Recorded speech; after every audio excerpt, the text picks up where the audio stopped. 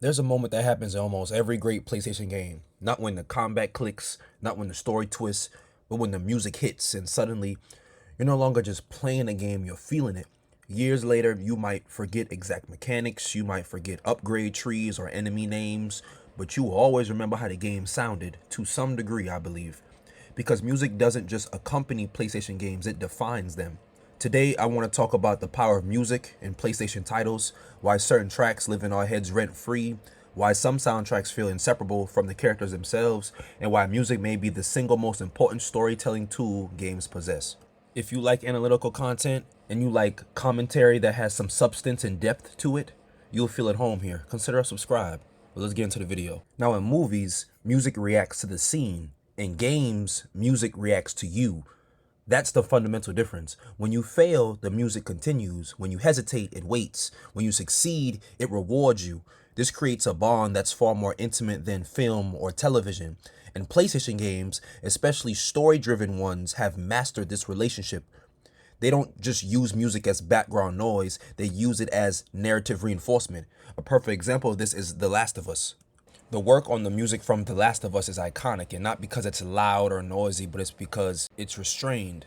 The music doesn't tell you what to feel, it gives you space to feel it. Sparse guitar plucks, quiet, almost uncomfortable silence, themes that sound incomplete because the world is incomplete. This soundtrack mirrors Joel and Ellie themselves, broken, guarded, minimalistic, and when music does swell, like in moments of loss or revelation, it lands harder because the game has trained you to listen closely. This is PlayStation's philosophy at its finest, music as atmosphere, not as spectacle. But sometimes, spectacle is exactly what the story demands. Bear McCreary's Ashes from God of War 2018 isn't just a theme, it's a thesis statement. From the opening notes, you can feel it. This is not the God of War you remember. The choir is mournful, the tempo is heavy, the melody carries regret, restraint, and grief. This isn't Kratos the Destroyer, this is Kratos the Father. Ashes plays with the idea of legacy, what we leave behind, and what we're forced to carry. And because this track is introduced at the very beginning, it subconsciously tells the player this journey isn't about rage anymore, it's about responsibility. The brilliance of God of War is how the music evolves alongside Kratos and Atreus. Combat themes grow more confident, emotional tracks grow warmer, the soundtrack ages with the characters. That's not accidental, that's narrative design through music. And then we have Feel from Liza P. This track shouldn't work as well as it does. A vinyl style song, soft vocals, almost romantic in tone, to be honest, and yet it becomes one of the most haunting moments in the entire game. Why haunting? Because Liza P is about artificial humanity, about whether something created can truly feel. Feel plays during a moment where the game essentially asks the player, are you still a puppet or are you becoming human? The song doesn't just reflect emotion, it tests it. And the fact that the player can choose to listen to it, to sit with it, reinforces the idea that humanity isn't defined by action alone, but by reflection.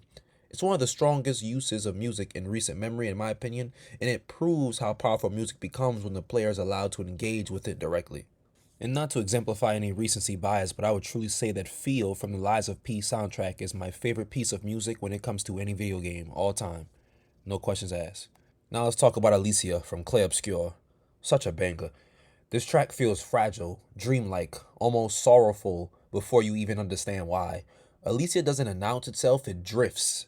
And that's important because Clair Obscur is a game about memory, loss, and blurred reality.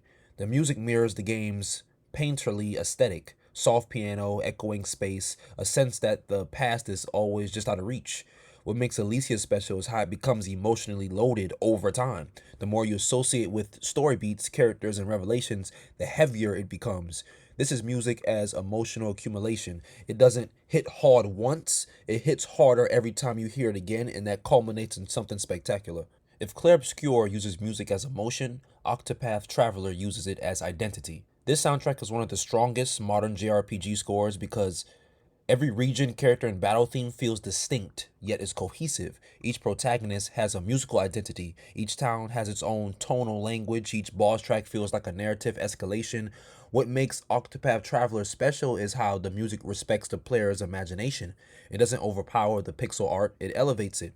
And in a game with multiple protagonists, the soundtrack becomes the emotional glue holding everything together.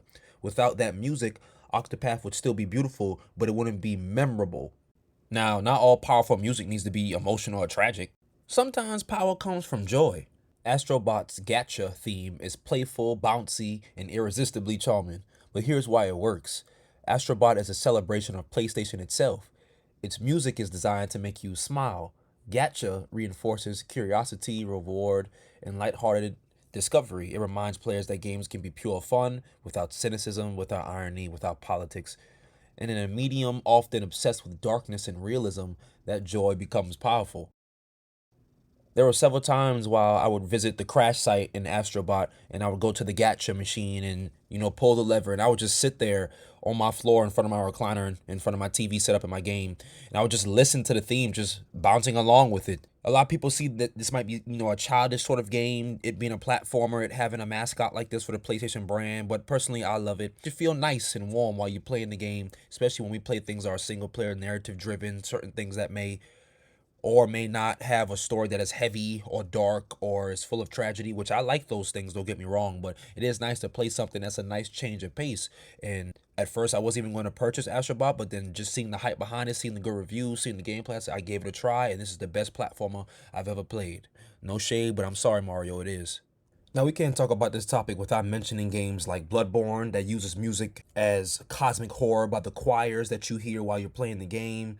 Titles like Shadow of the Colossus that uses music as a moral weight, so to speak. Horizon Zero Dawn, it combines tribal futurism through sound. Demon Souls, Elden Ring that uses music as myth making. The game Journey that uses music as player communication. Each of these titles understands that music isn't secondary, it's structural. If you remove the soundtrack, the experience collapses. Graphics age, mechanics evolve, but music endures. It's why hearing a few notes can transport you back years in an instant. It's why PlayStation games are remembered not just for how they play, but how they feel. Music is emotion without language, it's memory without visuals, it's storytelling without exposition. And when PlayStation gets it right, when the music aligns with the narrative, the mechanics, and the players' agency, it creates something timeless, not just a game, but a memory. Thanks for watching. I'm Harlem, and I'll catch you guys in the next one.